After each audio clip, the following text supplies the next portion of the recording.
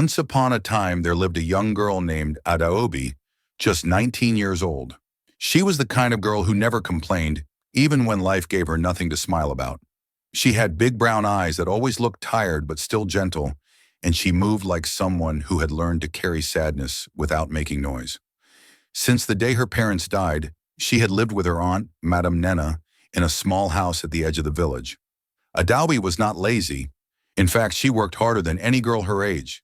Every morning before the cock crowed, she would sweep the compound, fetch water from the faraway stream, and prepare hot water for her aunt. After that, she would wash the clothes, clean the kitchen, and head to the market to sell peppers in a small basket. But no matter what she did, her aunt never said thank you. Madame Nena only shouted, insulted, or reminded her that she was just a useless orphan eating her food. The neighbors saw everything, but nobody ever said a word. That's how the world was. People looked away when it was not their problem. That morning, something felt different. Adaobi had just come back from the stream. Her wrapper was soaked at the bottom, her hands red from carrying the heavy buckets.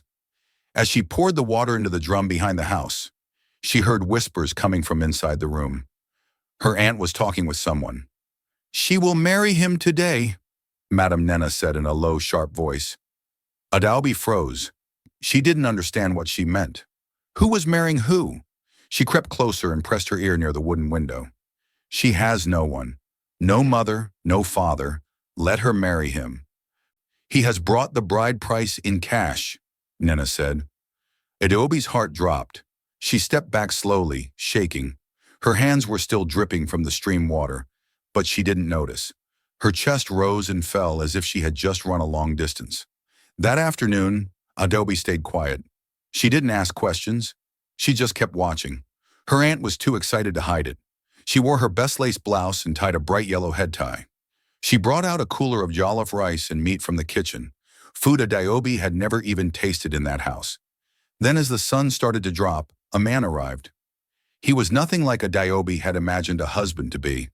The man was old, maybe 50. His slippers were torn on one side. His trousers were too short. His shirt was clean but very old. His skin was dark and rough from years of farm work. His eyes were quiet and his mouth never smiled. The villagers started to gather near the compound as if they had been waiting for the show. Some women covered their mouths whispering. A few children pointed and laughed. Even the old men shook their heads and clicked their tongues. Madame Nena came out with powder all over her face, fanning herself with pride. "Come out, Adaobi," she shouted. "Your husband is here." Adaobi didn't move. She stayed inside the small back room, holding the wooden bedpost with both hands. Her legs were weak. Her lips were trembling. She kept saying to herself, "It's not true. They're just joking." But it wasn't a joke. Madame Nena stormed into the room and pulled her out by the arm. "You will not disgrace me today. Do you think I raised you for nothing?" Adaobi stumbled as she followed her aunt into the open yard. The old man was already waiting with a bottle of schnapps in his hand. A small table had been set with cola nuts and drinks. 3 elders from the village were seated, nodding slowly, acting like everything was normal. "Adaobi," one of them said, "this is your husband, Mazi Chukwuemeka. Today, we give you to him. Your aunt has agreed." Adaobi shook her head, her voice cracking. "I don't want to marry him. Please, I'm not ready. He's too old. He's older than my father was." The crowd murmured, some giggling, others shaking their heads. Madame Nena grabbed her wrist tightly. "You will marry him today or leave my house this night," she hissed through her teeth. "You think you're better than everyone? You think I will feed you forever?" Adaobi turned to the villagers. Her eyes searched for help, but no one stepped forward. Even the pastor's wife stood there with arms folded, saying nothing. The same people who once promised to protect her after her parents died were now watching her pain like a market drama. Mazi Chukwuemeka didn't say much. He only looked at her, not with anger, not with happiness, just silence. He held out the ring. The elders started the prayers. As they placed the cheap ring on Adaobi's finger, tears ran down her face. She didn't even wipe them. She just stood there shaking, her hands cold, her mind far away. After the ceremony, Adaobi was told to pack her things. A small nylon bag with 2 wrappers, 1 old shoe, and a Bible was all she had. Her aunt didn't even give her food for the journey. Go and be a good wife, Nena said with a fake smile. If you misbehave, don't come back here. You are no longer my problem. As Adaobi followed Mazi Chukwuemeka out of the compound, the villagers clapped softly, some laughing behind their wrappers. One woman whispered, "She married a palm wine tapper. Let's see how long that will last." Another man said, "A poor man and a poor girl. What a perfect match." No one saw the brokenness in her eyes. No one cared about the dreams she buried that day. They walked in silence. The road to his house was far. Not a single bike passed. Adaobi walked behind him, her legs weak from fear and sadness. Her eyes kept filling up with tears, but she refused to let them fall again. When they reached the house, it was even worse than she had imagined. A small one-room building with a zinc roof full of holes. The door creaked when it opened. Inside there was only a mat, a stool, and one small lantern. "This is your home now," Mazi Chukwuemeka said gently. Adobe looked around, biting her lip to stop it from trembling. She wanted to scream. She wanted to run. But where would she go? There was no bed, no food, no cupboard, just 4 cracked walls and silence. Mazi Chukwuemeka noticed her fear but said nothing. Instead, he brought out a clean wrapper and handed it to her. "You can rest. I will cook," he said. Adobe stared at him, confused. He didn't touch her. He didn't raise his voice. He just went outside to make a fire. That night, they ate quietly. The food was plain, just yam and palm oil. But it was warm. She didn't sleep. She lay on the mat with her back to the wall, watching him through the darkness. He sat by the door, his eyes looking at the stars. Adobe didn't understand him. He wasn't like other men. He didn't act like someone who had just bought a wife. He didn't smile or laugh or shout. He didn't even look happy. She wondered why he married her. What kind of man agrees to marry a girl who was crying during her own wedding? Her mind kept asking questions, but the biggest one was this. Who exactly is Mazi Chukwuemeka? And why did he look like a poor man who wasn't really poor? The next morning, Adobe woke up before the sun. Her body ached from sleeping on the cold mat, and her back felt stiff from the hard floor. She sat up slowly, blinking at the dim yellow light of the lantern that had burned all night in the corner of the room. Everything around her was quiet, too quiet. Even the usual noise of morning birds felt distant, like the world itself was holding its breath. She looked around the room again. Nothing had changed. Just one mat, one stool, one lantern. The walls were bare. No calendars, no photos, no sign that anyone had lived here for long. She turned her head slowly. Mazi Chukwuemeka was already awake. He was sitting by the door again, staring outside like he hadn't moved at all. He was dressed in the same old clothes, and his slippers were neatly placed beside him. Adaobi didn't know what to say. She didn't know how to call him. Should she say, "My husband"? Should she call him "Sir"? He wasn't her father. He wasn't her friend. He was a stranger, a quiet, older stranger who had bought her like firewood in the market. She stood up and wrapped her old wrapper tightly around herself. Then she cleared her throat gently and spoke. "Good morning." Chukwuemeka turned to her and nodded once. "Good morning, Adaobi. Did you sleep?" "A little," she replied, her voice small. He looked at her for a second longer, then stood up slowly. "I boiled some water. You can bathe." Adaobi blinked in surprise. No shouting, no commands, no insults like her aunt used to throw every morning. She just nodded, then walked outside carefully. At the back of the small house, behind a piece of hanging cloth, she found the bucket of hot water beside a plastic bowl. She bathed quickly, her heart still confused by everything. By the time she stepped back into the house, he was already sweeping the front yard. She stood there watching him. A 50-year-old man, sweeping gently like he had nowhere to be. No hurry, no anger. He didn't act like a man who just got a new wife. He didn't smile or touch her. He barely even looked at her. She slowly walked to the stool and sat down. He came back inside, picked up a small black kettle, and poured hot water into 2 cups. "I hope you take tea," he said quietly. "I do," she answered. He handed her a steaming cup without saying another word. They sat there in silence, blowing into their cups. Adaobi finally gathered the courage to ask, "Why did you agree to marry me?" Chukwuemeka paused. He didn't look up. He just stared into his tea.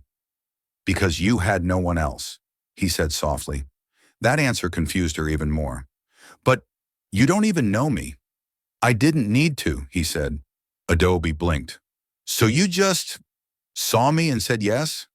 Chukwuemeka looked up this time. His eyes were calm, almost sad. I saw how they treated you. I saw you at the stream one morning, carrying 2 buckets on your head while your aunt walked behind you with an umbrella. I saw your face. You didn't cry, but you were tired. Adobe's lips parted, but no sound came out. I've lived in this village for 10 years, Adobe. I know pain when I see it. She sat back slowly, holding the cup tighter in her hands. And you thought marriage would save me? No, he said, but at least it would give you peace. Adobe didn't speak for a long time after that. Later that day, he showed her around the compound. There wasn't much. A small backyard garden, a wooden bench under the mango tree, a tap that only worked once a week, a tiny storeroom with a lock on it. This room stays locked, he said simply. You don't need to worry about it. Adobe nodded, though her mind lingered on the door. What was in there? Why did it sound like he had secrets? They walked back inside together. That afternoon, she offered to cook. You don't need to, he said. I want to, she replied. He handed her a small bag of gari, some dry fish, and palm oil. That was all they had. She cooked with shaky hands, not sure if she was doing it right. When she served the food, he nodded again. Thank you. She almost dropped the spoon.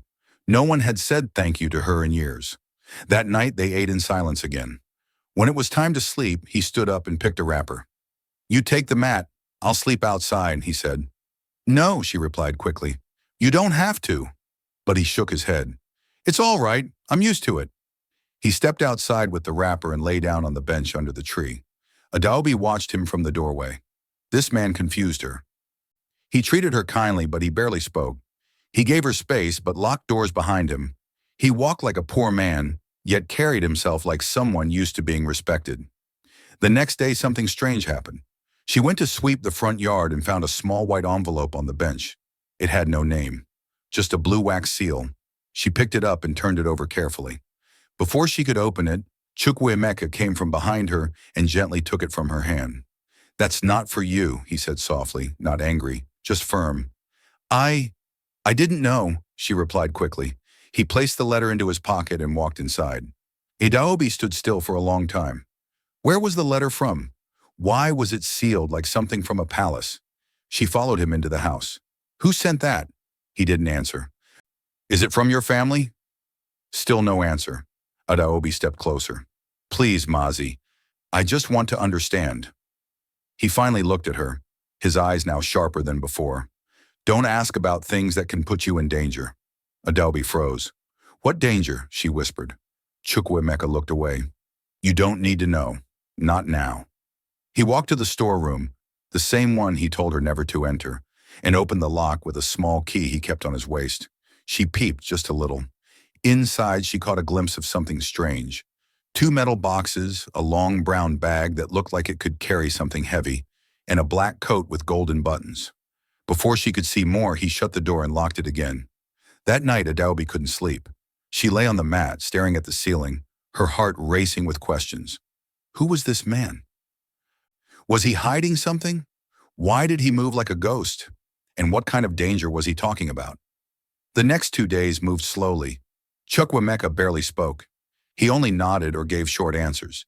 He cooked simple food, cleaned the house, and never touched her. But every night, more envelopes arrived. She saw them under the door, on the bench, even one tucked inside the lantern's base. Always the same. White paper, blue wax seal. He always collected them before she could touch them. Adobe became restless. On the 4th night, she decided to ask again. As he sat outside under the tree, she walked up to him and stood beside the bench. Please, she said, if I'm your wife, I have the right to know what's going on. He looked up at her, his face tired. You do have the right, and I will tell you. Very soon. When? He didn't answer. Please, I'm scared, she said. You talk like a man who's being watched. He looked into her eyes and said quietly, because I am. Adobe stepped back, her hands shaking. Watched by who? He sighed and looked up at the moon. People I used to know. People who think I'm dead. People who want me to stay forgotten. Adaobi's lips trembled. So you're not who you say you are? He smiled sadly. I've never said who I am. She sat beside him slowly. Then tell me now. He was quiet for a long time. Then he whispered, wait till the 5th day. Then I'll show you everything. Adaobi wanted to scream, but something in his voice made her stop. Something in his eyes told her that the 5th day would change everything. And that night, as she lay awake on the mat, she made a promise to herself. Whatever secret he was hiding, she would find out. She had been sold into this marriage like she was nothing.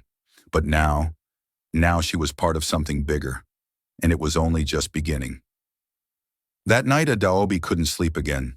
The air in the room felt too quiet, like something was hiding inside it. The lantern beside her had burned out.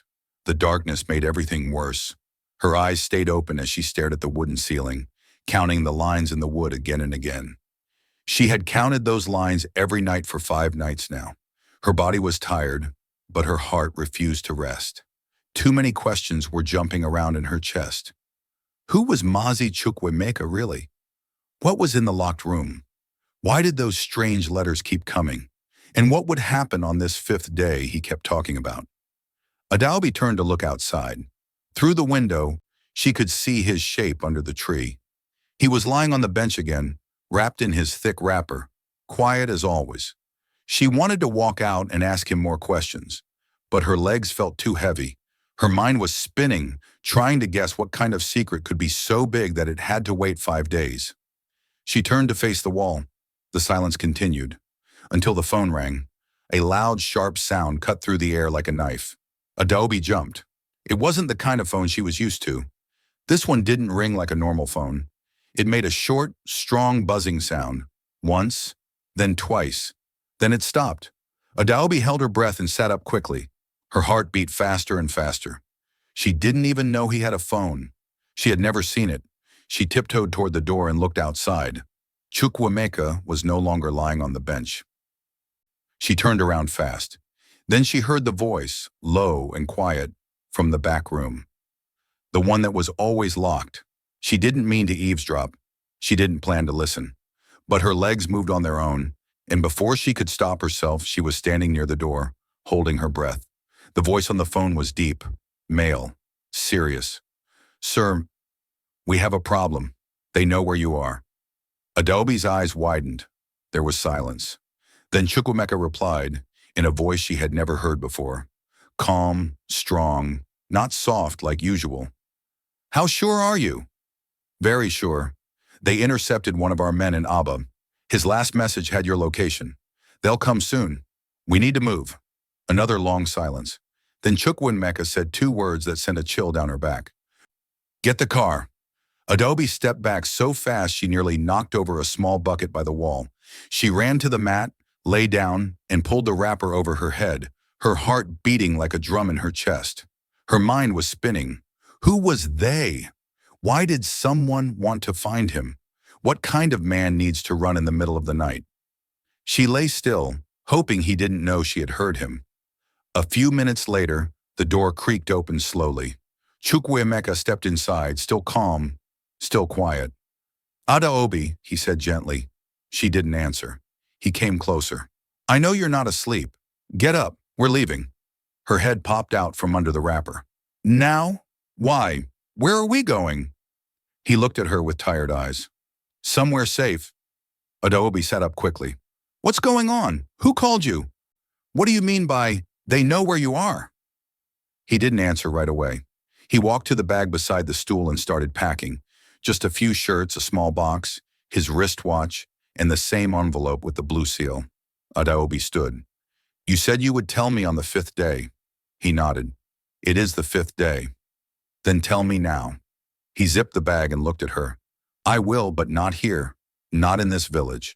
I need you to trust me. Adaobi stepped closer. How can I trust someone who hides everything from me? Chukwuemeka sighed. Adaobi, I did not marry you to bring you into danger. I married you to give you peace. But life is not always simple. She stared at him, her voice shaking. Are you a criminal? No, he said quietly. Then why are we running? Because there are people who don't want me alive. Adobe covered her mouth with her hand. Her legs felt weak. He came closer and placed his hand gently on her shoulder. It was the first time he had touched her. I know this is not what you expected. I know you've suffered already. But I promise you, this is not the end of your story. It's the beginning. She looked up at him. Are we safe? He nodded. As long as we move now. He handed her a small bag. Pack your things, only what you need. We leave in 10 minutes. Adobe turned slowly and picked her nylon bag. Her hands trembled as she folded her wrapper, picked her small Bible, and wore her sandals. She had nothing else. Outside, the sky was dark, but the stars were bright. She followed Chukwuemeka silently through the path leading out of the village. They didn't take the main road. They walked behind houses, through small farms, through bushes. Adobe's feet hurt, but she didn't say anything. She kept walking, stealing glances at the man beside her. He walked like someone who had done this before. His steps were quiet. His eyes scanned everything. He was no longer the slow, gentle man she met 5 days ago. He was someone else. They walked for a long time. Finally, at the edge of a narrow bush path, Adobe saw headlights in the distance. A car was parked under a tree. A man stood beside it in a black shirt, holding a phone to his ear. As they got closer, the man straightened. Good morning, sir. Thank you for coming, Chukwuemeka said. The man opened the back door of the black SUV. It was clean, quiet, smelled like leather and something expensive. Adobe climbed in slowly, her heart pounding. As the door shut behind her, she looked back at the village. It was silent, still sleeping, unaware that one of their own had just vanished into the night. They drove off without a word. No one saw them leave. Inside the car, Adobe couldn't stop staring at Chukwuemeka. Who are you? He looked at her. Let's just say, I used to be somebody important. Then I chose to disappear. Why? He leaned back against the seat and closed his eyes. Because staying alive was more important than being known. She didn't ask again. Her hands gripped the seatbelt as the car moved faster. It felt like a dream. Just 5 days ago, she was kneeling in front of a table full of cola nuts, being forced to marry a poor man in slippers. Now she was in a car that looked like something from a movie, sitting beside a man who was starting to look more like a ghost from a secret world. She turned and looked at him again. He was no longer sweating, no longer wearing old slippers, no longer acting like a man with nothing. Even in the darkness, she could see it clearly. Mazi Chukwuemeka was not poor, and he was not normal. The black SUV moved fast through the bush road, kicking up dust behind them as the driver stayed focused. Inside the car, everything was still quiet. Adobe sat stiffly beside Chukwuemeka, holding her small bag close to her chest. The engine hummed, and the air inside was cold and clean, but her palms were sweating. Every few minutes, she glanced at him. He hadn't said a word since they entered the car. He just sat there, calm like someone used to this kind of night escape. Adobe's heart kept asking the same question. Where were they going? And what was waiting for them when they got there?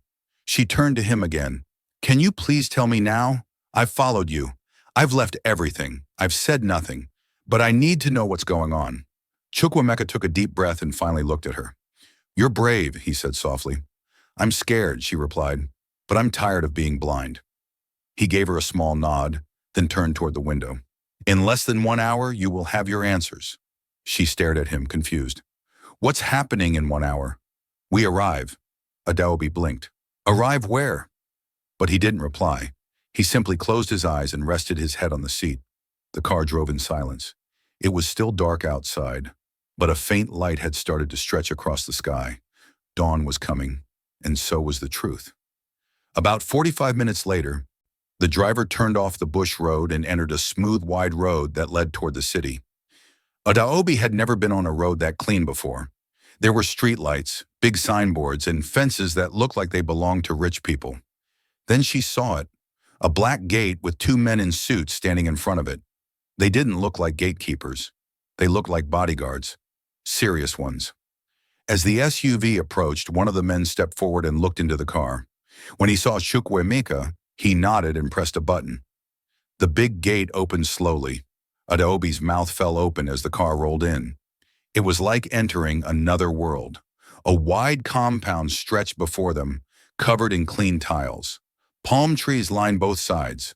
A water fountain danced in the middle of the compound, and in the background, a massive white mansion stood tall, shining under the soft morning light. It wasn't just big, it was beautiful. Is this a hotel? Adobe asked, her voice shaking. Chukwemeka looked at her. No, it's home. Adobe's eyes widened. Your home? He nodded slowly.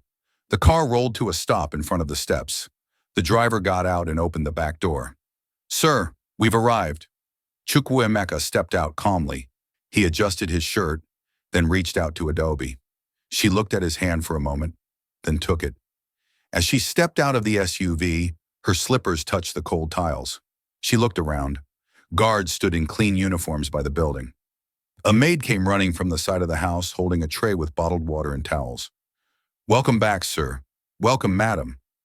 Madam, someone just called her madam. Her mouth went dry. She stood frozen beside him, still holding his hand. He leaned closer and whispered, Take a deep breath. You'll be fine. She nodded slowly, still not believing what her eyes were seeing. He led her up the stairs and the giant doors opened before them. The living room was even more shocking than the outside. The floors were smooth and shining. A huge chandelier hung from the ceiling. The walls were painted gold and cream, with beautiful pictures in glass frames. Big chairs sat neatly in the corners, and a flat-screen TV, almost as tall as her, stood across the room. Adobe's knees went weak. She grabbed his arm quickly. Please, I need to sit. He led her to a soft couch and she sank into it. Her hands trembled. She looked around again. This is your house? She asked quietly. He nodded again. Yes. One of them. One of...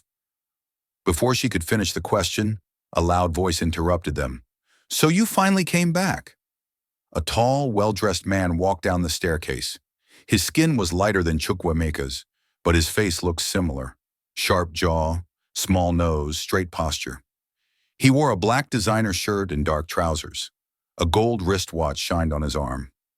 Adobe quickly stood up. The man's eyes moved from Chukwuemeka to her. He frowned. Is this her? He asked coldly. Chukwuemeka stepped forward. Obinna, this is my wife. The man laughed without smiling. Wife? You disappeared for 10 years and returned with a village girl? Adobe's heart dropped. Obinna kept talking. This is what you bring to our family? What is she? A trader? A farmer? She looks confused. Chukwuemeka's eyes hardened. She is my wife, he repeated, louder this time. And I will not let you disrespect her. Obinna shook his head. You think because you were born first, you can still make decisions for this family? You walked away from everything. I had to, Chukwuemeka said. Don't talk like you're a hero, Obinna snapped. You left us to face the storm while you hid like a coward. And now you return with her? Adobe felt her face burning with shame. She whispered, Maybe I should go outside. No, Chukwuemeka said firmly. You stay beside me. Obinna rolled his eyes. So what now? You think you can just step back in? You think everyone forgot what happened? I don't expect anyone to forget, Chukwuemeka said calmly. But I won't live in hiding anymore. And I won't leave her behind. Obinna pointed at Adobe. She's not one of us. She doesn't belong here. She belongs with me, Chukwuemeka replied. Silence filled the room. Obinna's eyes darkened. This house is not safe for you, brother. And it's not safe for her. Adobe swallowed hard. Was that a threat? Chukwuemeka stepped forward. If anything happens to her in this house, I will not forgive you. Obinna turned away. You shouldn't have come back. Then he climbed the stairs slowly and disappeared. Adobe stood there, still shaking. Who is he? My younger brother, Chukwuemeka said. He doesn't like me. He doesn't like anyone. Adobe sat back on the couch. Her mind was spinning. Her eyes looked around the house again. Everything was too much, too fast, too strange. I don't understand, she said. You lived in a mud house. You wore torn slippers. You ate Gary with palm oil. Why? Chukwuemeka sat beside her. 10 years ago, he began, someone tried to kill me. I survived, but I knew if I stayed, I'd be putting others in danger. So I left. I gave up the money, the name, everything. I became a ghost. He looked at her. I lived like a poor man for 10 years. I didn't speak to anyone from this house. I didn't use my real name. I didn't wear fine clothes. I didn't want to be found. Adobe's voice cracked. Then, why did you come back now? He paused. Because they found me anyway. So if I'm going to die, I won't die hiding. Her eyes widened. Die? He smiled slightly. Don't worry, I'm not planning to, but I needed to return. I needed to see this place again, before it's taken. She whispered, You mean someone wants to take it from you? He looked toward the stairs. Obinna has always wanted the power, but I still carry the name. Adobe's mind felt heavy. She stood up and walked to the window. Outside, the sun was rising fully now. The tiles sparkled. The Rolls-Royce she hadn't noticed before sat under a silver canopy. Its body gleamed like a mirror. It looked like a car made for kings. That's ours? She asked. Yes. She turned. Then why didn't you drive it to the village? He laughed lightly. Can you imagine what the villagers would have done if I pulled up in that car?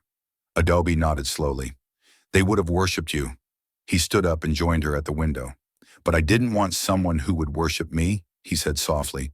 I wanted someone who would see me, even without the money. Adobe turned to him. And that's why you picked me? You didn't run when I had nothing, he said. You didn't pretend. You didn't beg. You cried, yes, but you still followed me. You still tried to understand. Adobe looked at the Rolls-Royce again. Then she smiled faintly. Can I touch it? He laughed. Of course. They walked outside together. The guards opened the gate for them with quick bows. Adobe walked slowly toward the Rolls-Royce like someone approaching a sleeping lion. The paint was deep black. The tires were shining. The silver logo on the front looked like a flying angel. She placed her hand gently on the hood. It was warm, real. This is too much, she whispered. It feels like a movie. Chukwuemeka smiled. No, Adaobi, this is real life. Yours now. She looked at him. Are you sure I deserve this? He nodded. You deserve even more. And as the morning sun bathed them in soft golden light, Adobe stood beside the car that would carry her away from the village that mocked her, away from the lies, the shame, the pain. For the first time in her life, she wasn't a poor orphan. She was the wife of a man who was once forgotten, but was now ready to rise, and she would rise with him. Adobe didn't want to leave the Rolls-Royce. She stood beside it for a long time, running her hand gently along the shiny black surface. The car felt cold under her fingers, smooth like glass. She had seen cars like this only in magazines people used to throw away at the market. Never in real life. Never this close. And definitely not as something that now belonged to her husband. She turned and looked at him. Mazi Chukwuemeka was standing by the steps of the house, talking softly to one of the guards. He looked calm, like this was all normal. Like he hadn't just pulled her out of a village in the middle of the night and dropped her in the middle of a mansion before sunrise. When he noticed she was watching him, he smiled faintly and waved for her to come inside. Adobe took a deep breath and walked back toward him, her legs still shaky. The tiles under her slippers felt cold, but the sun was now rising fully, spreading light across the compound. Come in, Chukwuemeka said. It's time you knew everything. She followed him into the living room. Everything still felt too big, too clean, too silent. Her eyes kept moving from one corner to another. There were no signs of dust, no noise from neighbors, no smell of kerosene or smoke. This was not the kind of place she grew up in. He led her to a smaller sitting room beside the main one. It had softer chairs and curtains that danced lightly as the morning breeze entered. She sat on the edge of the seat, her back straight, her hands on her lap. Chukwuemeka walked to a shelf and picked up a brown photo album. He placed it gently on the glass table between them, opened it slowly, and pushed it toward her. Start from the first page, he said. Adobe looked down. The first photo showed a young boy and a younger girl standing beside a man and woman in traditional Igbo attire. They were dressed like royalty. The man wore red beads and a lion head cap. The woman wore a wrapper made of fine lace and had gold around her neck. The boy in the photo looked like a younger version of Chukwuemeka. "That's me," he said, "and that's Obinna beside me." Adaobi looked closer. "You were rich even as a child?" He nodded. "Our father was one of the wealthiest men in the East. He owned lands, hotels, export companies. Our family name opened doors in every corner of the country." He flipped the page. More pictures, parties, schools, award ceremonies. "I grew up knowing I would take over one day. First son, first choice. Everything was mine to inherit." Adaobi looked up. "So what happened?" Chukwuemeka leaned back and rubbed his palms together. "When I was 25, I returned from studying abroad. My father was sick. He called me one night and told me to prepare. He said, 'It's time to carry the name.'" He paused, his eyes distant. "But not everyone wanted me to take over." Adobe's stomach tightened. "Obinna?" He nodded.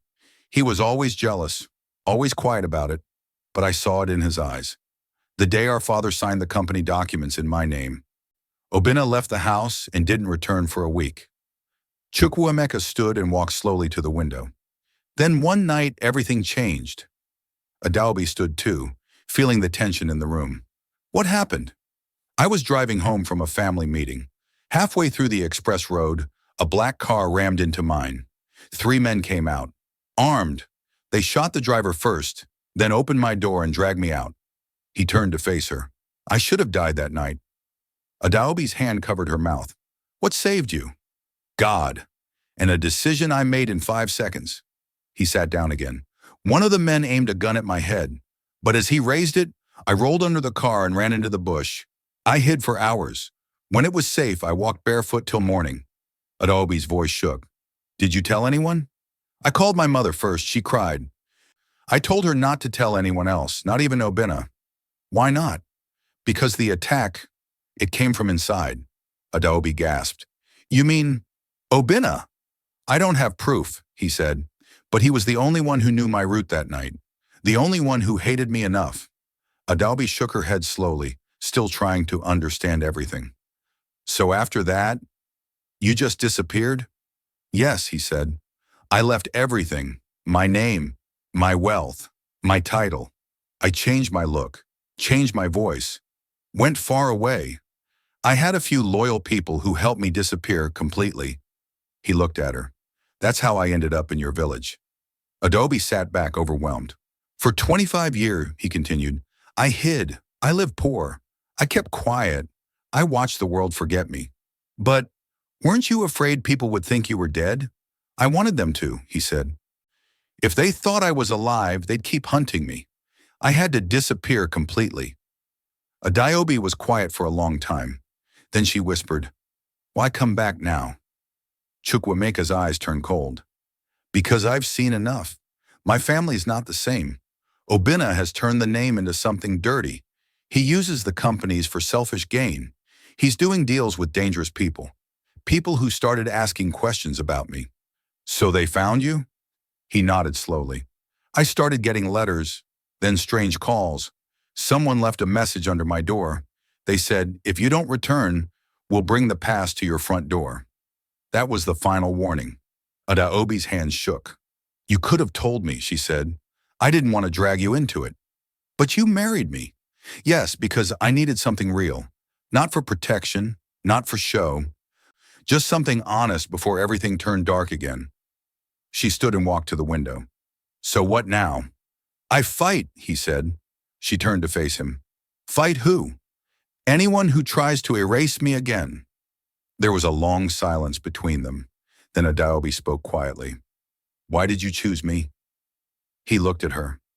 "I watched you for a long time in that village. You were strong, even when broken. You worked harder than any woman I'd seen. You never asked anyone for help. Even on the day of our wedding, you looked me in the eyes. You didn't run. You didn't curse. You just stood." Adaobi blinked fast, trying not to cry. "You remind me of my mother," he said. "I'm not strong," she whispered. "You are," he replied. "And you're going to need that strength now." Just then a loud knock came at the door. One of the guards entered quickly. "Sir, a message just came. You need to see this." He handed Chukwuemeka a white envelope with no name. The seal was broken. Chukwemeka read the paper inside. Then his face changed. "What is it?" Adobe asked. He passed the note to her. It read, "You came back, but you brought a stranger. We warned you. She will pay the price." Adobe dropped the paper like it was fire. "They want me," she whispered. "No," Chukwemeka said. "They want me, but they'll try to hurt you to get to me." He turned to the guard. "Double security. No one enters this house without being searched." "Yes, sir." The guard left. Adobe stepped forward. "You should have left me behind." "No," he said. "I'd rather die than leave you behind now." She looked into his eyes. He meant it. She could see the pain, the fear, but also the deep care. This wasn't just about money anymore. It was about survival and love. Real love, even in a war. Adobe didn't touch her food that evening. The big dining table was full of things she had never seen before. Pounded yam in shining wraps, soup with big pieces of goat meat, rice with dry fish, fruit juice in tall glasses, even small golden spoons for dessert. But she couldn't eat any of it. She just sat quietly, watching the long corridor behind her, with the paper still burning in her mind. That note had changed everything. The words were simple but heavy. "You came back, but you brought a stranger. We warned you. She will pay the price." Adobe looked across the table at Chukwemeka. He was sitting with his arms folded, his food also untouched. His eyes didn't move. He had been staring at the same spot on the wall for minutes. The air between them was thick with silence. "Do you know who sent the note?" she asked softly. Chukwemeka didn't answer right away. He finally leaned forward and said, "I have a few guesses." She waited for more, but he didn't continue. Adobe pushed her chair back. "I'm not hungry." She stood up slowly and began to walk toward the stairs. Just as she reached the bottom step, she heard footsteps behind her. She turned quickly. Obinna stood there. His shirt was open at the top, gold chains shining on his neck. He looked relaxed, but his eyes were cold. "Are you already too big to greet me?" he asked, his voice sharp. Adobe swallowed and bowed slightly. "Good evening, sir." He stepped closer. "You're not afraid of walking around here alone?" She held her breath. I wasn't alone. I was with my husband." Obinna laughed softly. "And you think that's enough to protect you?" Adobe looked at him. "Why are you talking like this? I've done nothing to you." Obinna raised one eyebrow. "You've done nothing? You stepped into a house that doesn't belong to you. You're sitting on a throne that isn't yours. And now my brother, who hasn't been here for years, walks in like a king, dragging you behind him." "I didn't ask for any of this," Adobe replied, her voice shaking. "I didn't even want to marry him at first. But now you're enjoying the palace life, aren't you?" he said. She looked away. "I'm trying to survive." Obinna leaned closer, and his voice dropped. "Let me give you advice. Don't think love will save you in this house. Power wins here, and the person with the most secrets controls the game." Adobe's heart raced. She stepped back slowly. "Please, I don't want any trouble." He smiled, then turned around and walked off. Adobe hurried up the stairs. Inside her room, she locked the door and leaned against it, breathing heavily. The room was beautiful. The bed was wide and soft. The curtains were thick. The floor was polished. But none of it made her feel safe. This mansion had too many secrets. And now, she was in the middle of them. Later that night, she went to Chukwemeka's room and knocked gently. "Come in," he said. She entered slowly. He was sitting on the edge of his bed, holding a small leather box in his hand. "I can't sleep," she said. "I couldn't either," he replied. She sat beside him. "Your brother, he's angry." "I know," he said. "He thinks I came back to take everything." "Did you?" she asked. Chukwemeka looked down at the box. "I came back because I'm tired of hiding, but I also came back because there are things I left behind. Things I need to fix." He opened the box. Inside were old family photos, folded letters, and a small gold wristwatch. He picked up one of the letters and handed it to her. It was from their father. She read the first few lines. "My son, never forget that what you carry is not just a name, it is a responsibility." She handed it back. Chukwemeka spoke slowly. "This house is filled with people pretending to smile. But underneath, There is bitterness, envy, secrets. And now, you're here. They don't know what to do with you. Adaobi looked at him. What should I do? Be watchful, he said, and stay close to me. The next morning she woke up to a knock on her door. It was one of the maids. Good morning, madam. Madam Chinello is here to see you. Who is Madam Chinello?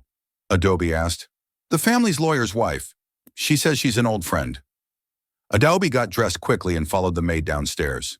In the living room sat a light-skinned woman in a green gown, her makeup bright and her earrings long. You must be Adaobi, she said, smiling. You're beautiful. Thank you, Ma, Adaobi replied, sitting slowly. Chinello leaned forward. I knew Chukwuemeka when he was still the golden boy of this house. I never thought he would marry someone like you. But maybe it's what he needed. Adaobi stayed silent. Chinello reached into her bag and pulled out a small envelope. I shouldn't be doing this, she said quietly, but you need to know. Adaobi opened the envelope slowly. Inside was a black and white photo. It was Obinna, sitting with two men she didn't recognize. One of them was holding a gun. She looked up quickly. What is this?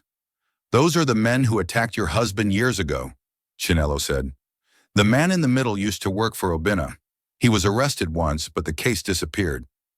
Adaobi stared at the photo. So he really tried to kill him? Chinello nodded. You're in danger, Adaobi. He doesn't want Chukwuemeka here. And you're just a tool to get to him. Adaobi's voice was barely a whisper. Why are you showing me this? Chinello stood up.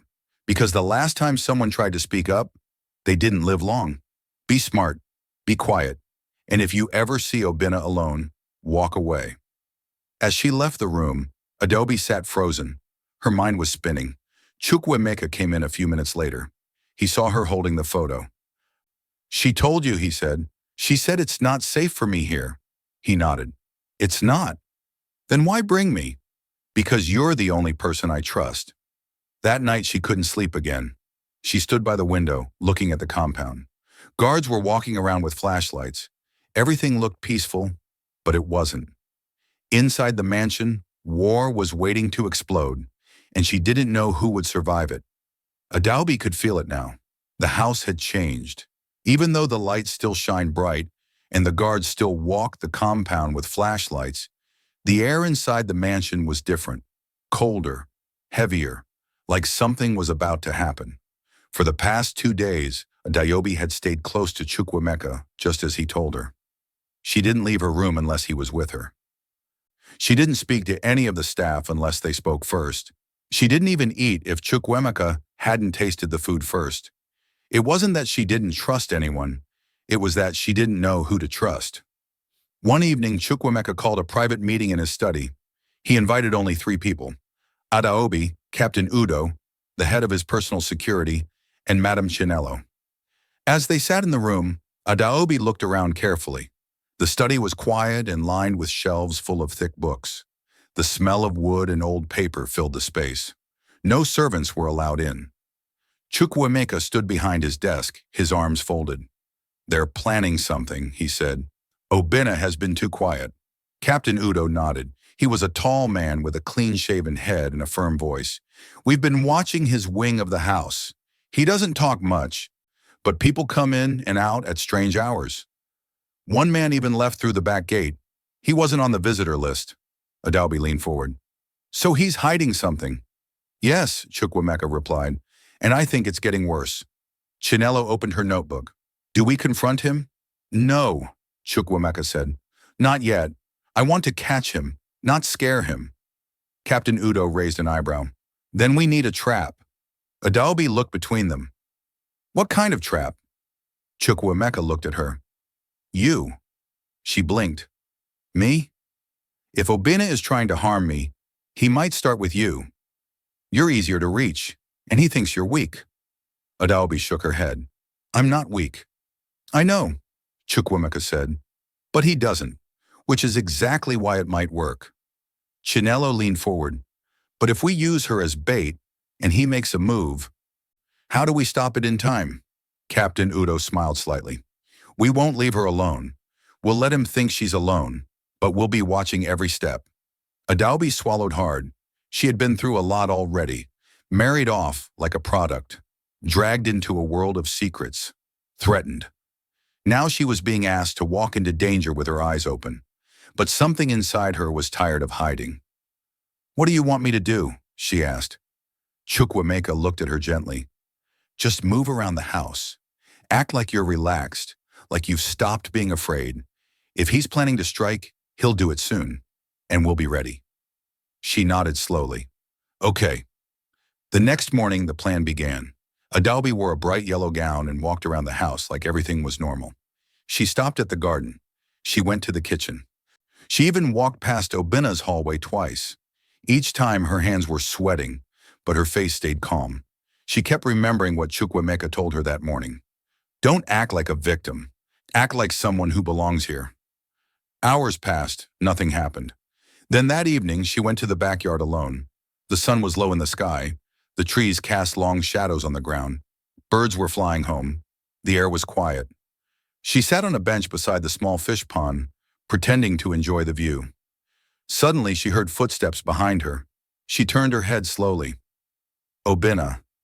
He was wearing a white shirt, holding a glass of wine. He smiled as he walked closer.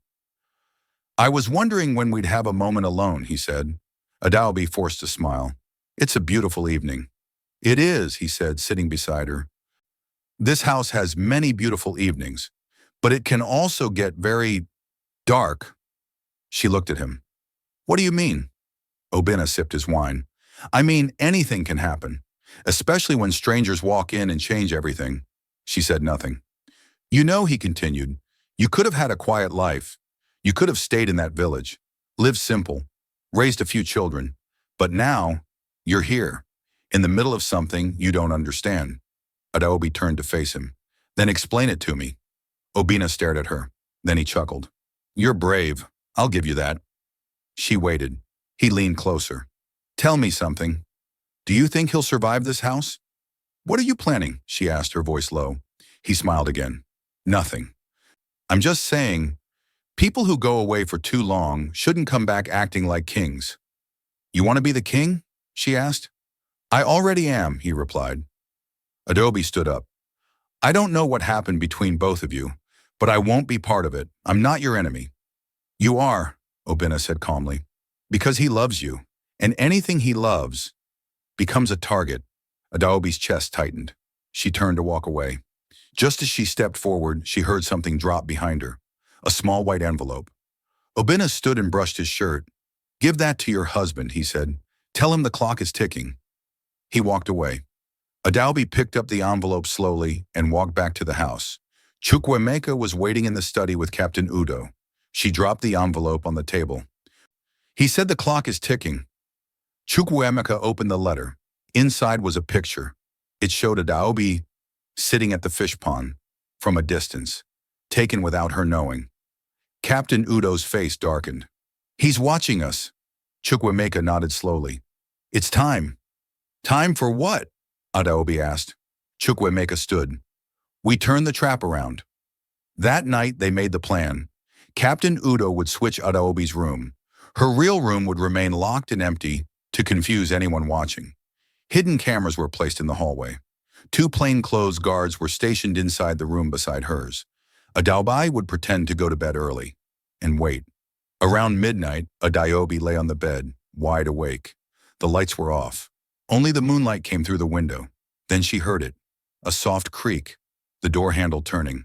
Her heart pounded. The door opened slowly. A shadow stepped inside. The person wore a black hoodie. He moved quickly toward the bed. Adaobi stayed still. Just as he reached the bed and raised something in his hand, the lights burst on. "Freeze!" Captain Udo shouted. 3 guards jumped into the room. The man tried to run, but they caught him and pushed him to the floor. They pulled off his hood. It wasn't Obinna. It was one of the kitchen workers. But in his pocket was a letter. Chukwuemeka entered the room and opened it. Inside it said, "You were warned. She is only the beginning." Captain Udo grabbed the man. "Who sent you?" The man refused to talk. They took him away. Chukwuemeka looked at Adaobi. "You did well." But she wasn't smiling. "He wanted me dead." "Yes," Chukwuemeka said quietly. "But now we have proof." They searched the man's phone. Messages, contacts, and one call made to Obinna. The next morning, Chukwuemeka walked into the main living room with the guards behind him. Obinna was sitting on the couch reading the newspaper. Chukwuemeka threw the phone on the table. "You sent someone to kill my wife." Obinna looked up slowly. "Do you have proof?" "Your number's in his call log." Obinna smiled. "So? Many people have my number." Captain Udo stepped forward. "You're under house arrest. No one leaves. No one enters." Obinna laughed. "You think this is over?" "No," Chukwuemeka said. "It's just starting." Adaobi stood behind him, watching. For the first time, Obinna looked nervous. The enemy inside the house had finally shown himself. And now, they were ready. The next few days passed like a storm. After the failed attack on Adaobi, everything changed inside the mansion. Obinna was no longer pretending. He stopped smiling. He stopped greeting anyone. He stopped eating with the family. He stayed locked inside his wing of the house, making phone calls and giving orders through servants. But Chukwuemeka was ready now. He had all the proof. Captain Udo had pulled out phone records, camera footage, voice messages, and even bank transfers. Everything connected Obinna to the attack. Even though the man they caught refused to talk, the phone he carried spoke loudly. Chukwuemeka sent the evidence straight to the board of directors that same morning. These were powerful men, old friends of their late father, investors, partners, and elders from different parts of the country. Most of them had lost respect for Obinna long ago, but didn't have the courage to stand against him. Now they had what they needed. 2 days later, the board held an emergency meeting in Lagos. Adaobi stayed back at the mansion, pacing the floor. She was nervous, but she also felt something new inside her. Strength. She wasn't the same girl who cried on her wedding day. She wasn't the girl who was sold for bride price. She had survived death. She had walked through fire. And now she was waiting to see her husband take back everything that was stolen from him. Later that night, as the sun went down and the lamps inside the house came on, Chukwuemeka returned. Adaobi was waiting at the top of the stairs. He didn't speak as he entered. She ran to him. "What happened?" He looked at her for a second, then smiled gently. "It's done." She gasped. "They believed you." "They didn't need to believe," he replied. "They saw the truth." He placed a small envelope in her hand. She opened it slowly. Inside was a letter stamped with the family seal. It said, "We, the board, hereby declare Mazi Chukwuemeka as the rightful head of the Obianuju family and the main holder of all company properties, titles, and decisions." Tears filled her eyes. "You got it all back." "No," he said, holding her hand. "We got it all back." That night, Obinna was removed from the house. He didn't go quietly. He shouted. He threatened. But nobody listened. The guards escorted him out. He glared at Adaobi one last time. "This isn't over," he hissed. But she stood tall and replied, "Yes, it is." The next morning, the Rolls-Royce was washed and polished. The driver opened the garage slowly. Chukwuemeka stood outside in a black native outfit, looking sharp and calm. Adaobi wore a beautiful wrapper and blouse with golden beads around her wrist and neck. Her hair was braided neatly, her skin glowing under the morning sun. As she stepped into the car, reporters outside the mansion started snapping photos. One of them asked, "Sir, where are you going first now that you've taken back your throne?" Chukwuemeka smiled. "We're going home." The convoy started moving, the Rolls-Royce in front, followed by 2 black SUVs behind it. They left the city and entered the old roads that led back to the village, the same village where everything had started. As they got closer, Adaobi felt her chest tighten. She looked out the window. Everything still looked the same. The small shops, the dusty path, the children are playing with old tires, the women selling tomatoes and groundnuts on trays. But this time, everyone stopped. Heads turned, eyes widened. People dropped what they were holding, because there it was, a black Rolls-Royce with shiny tires, tinted windows, and the Obianuju family logo on the plate. As the car pulled into the village square, a large crowd gathered. Children ran after it, laughing and shouting. "Who is that?" "It's Adaobi. She came back rich." "No, it's a lie." "It's true. She married a rich man. She's wearing gold. The car stopped at the center of the square. The driver stepped out and opened the door slowly. Adobe stepped out first. The sun touched her skin gently. She stood tall, her hands calm at her sides, her face soft but strong. Then Chukwuemeka stepped out beside her. Gasps filled the air. Some people clapped without knowing why. Some people knelt. Some just stood with their mouths open.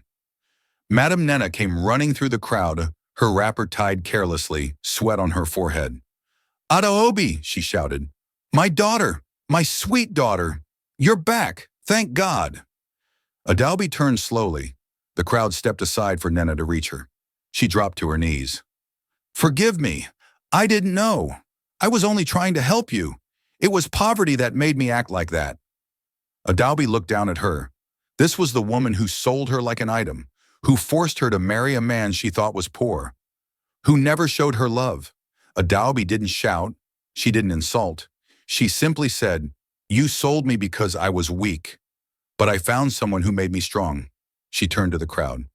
"I am not here to show off. I am not here for revenge. I am here to remind you that sometimes what looks like shame is just the beginning of glory." The village was silent. No one laughed. No one whispered. Then someone started clapping. Then another. And soon the whole square was full of clapping, cheering, and dancing. Children surrounded Adaobi, smiling up at her. Old women blessed her. Men bowed in respect. She and Chukwuemeka spent the whole day in the village. They donated money to rebuild the school. They gave wrappers and food to the widows. They gave scholarships to 10 children. Before leaving, Adaobi went to the stream where she used to fetch water. She stood there for a moment, remembering the heavy buckets, the long walks, and the hidden tears. Then she turned and walked back to the Rolls-Royce. This time, not as a poor girl, but as a woman who was tested and came out stronger. As the car pulled away from the village, Chukwuemeka held her hand. "What are you thinking?" he asked. She smiled.